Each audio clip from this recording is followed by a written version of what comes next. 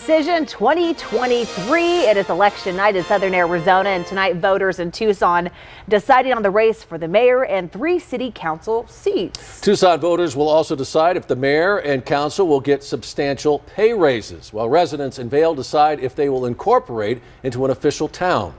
We have team coverage this evening with reaction from both parties. Cristiana Ramos is live from the Democratic Party.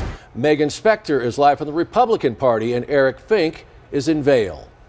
But first, let's check in on the latest results. In the race for mayor, no surprise the way this one went down. The incumbent, Regina Romero, cruising to another victory to secure another term as the mayor of Tucson. As you can see, that is Arthur Kirshen, who got 1% of the vote.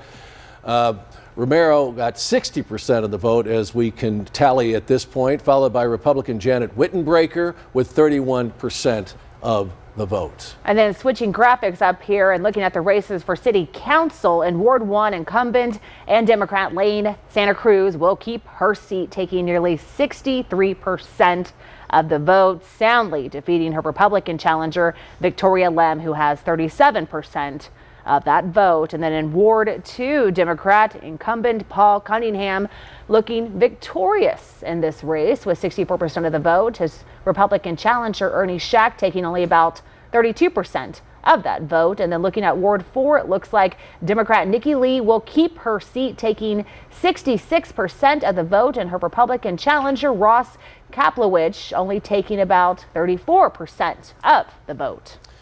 Now let's take a look at the propositions we've been watching very closely. First, there's Prop 413, where voters were asked to decide on a salary raise for the mayor and council, the first since 1999. As you see right there, at this point, it remains very close, really split, about 50% on each side. Voters saying the mayor and council should get a pay bump.